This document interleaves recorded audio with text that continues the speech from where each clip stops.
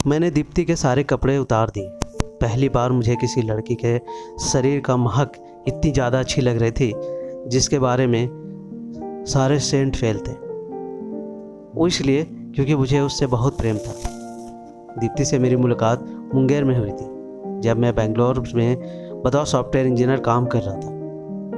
एक दिन जब मैं स्टेशन पर उतरा, मेरी ट्रॉली का व्हील टूट गया था।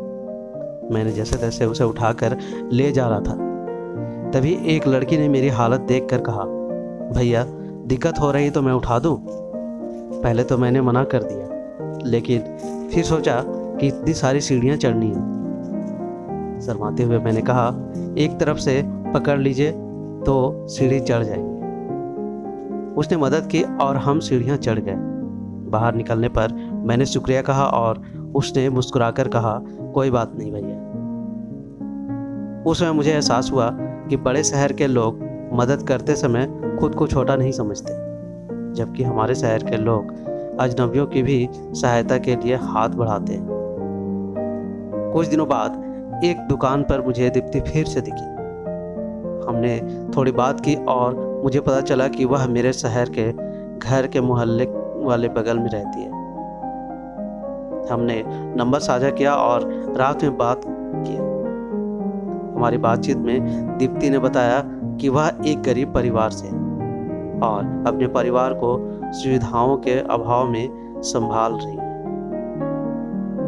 उसकी सादगी और संघर्ष ने मुझे प्रभावित किया और मुझे उससे प्रेम हो गया। मैं बेंगलोर वापस आ गया और रात में दीप्ति से बात करता रहा तो मेरे मन को शांति मिलती थी।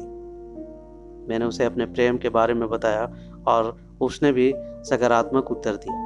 हमारी बातचीत और प्यार गहरा हो गया। मैंने दीप्ति को बेंगलोर आने का न्योता दिया और उसने उसे स्वीकार कर लिया। तकरीबन 3 महीने बाद दीप्ति बेंगलोर आई और मेरे घर रुकी। पहले दिन हमने बेंगलोर की कई जगहों घूमी और रात में घर आकर सो गए। सुबह जब मैं उठा तो देखा दीप्ति एक पत्नी की तरह मेरे लिए चाय और नाश्ता बना रही थी। इसे देखकर मुझे अजीब सी खुशी हुई। हमने सोचा साथ में नाश्ता किया और अपनी जिंदगी के बारे में बातें करने लगे। अगले दिन फिर से हम घूमने निकले और शाम को दीप्ति ने कहा कि वह बाहर खाना खाकर वापस घर आना चाहती है। उसने बिहारी अंदाज में दाल चावल और भुजिया बनाया जो बहुत स्वादिष्ट था। उसे देखकर मेरे दिल में उसके लिए इज्जत और प्यार बढ़ गया। रात में जब हम सोने जा रहे थे, हमने बातें की और मैंने दीप्ति के गालों को चूम लिया। दीप्ति थोड़ा असहज थी, लेकिन उसने मना नहीं किया। हमने एक दूसरे के साथ समय बिताया और हमने बीच पति पत्नी जैसा संबंध बना। दीप्ति को वापस जाना था और हम दोनों दुखी थे।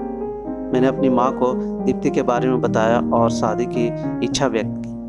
माँ ने उसकी फोटो देखकर कहा कि वह एक डांसर है और लोगों की शादियों में नाचकर अपना घर चलाती है। यह सुनकर मैं स्तब्ध रह गया क्योंकि हमने कभी इस बारे में बात नहीं की थी। माँ पापा ने दीप्ति से शादी करने से मना कर दिया और कहा कि अगर मैंने शादी की तो मुझे परिवार से रिश्ता तोड़ना पड़ेगा। मैंने कई बार समझाया, लेकिन वे समाज के डर से राजी नहीं हुई। आज इस बात को 5 साल हो गए और मुझे किसी और लड़की से प्यार नहीं हुआ। दीप्ति ने भी मेरे लिए अपना काम छोड़ दिया था और अब उसे भी काम मिलने में दिक्कत हो रही थी। मैंने कई बार उसे आर्थिक सहायता देने की कोशिश की, लेकिन उसने मना कर दिया। आज मैं खुद को और दीप्ति को इस स्थिति का दोषी मानता हूँ। समाज की नाक ऊंची रखने के लिए मुझे अपने प्यार को खोना पड़ा। तो ये थी एक अजनबी प्रेम कहानी। कैसी लगी अपने दोस्तों के साथ शेयर कीजिए और साथ ही साथ चैनल पर नए तो सब्सक्राइब भी कीजिए। मिलते हैं एक ऐसे नई कहानी में, तब तक के लिए धन्यवाद।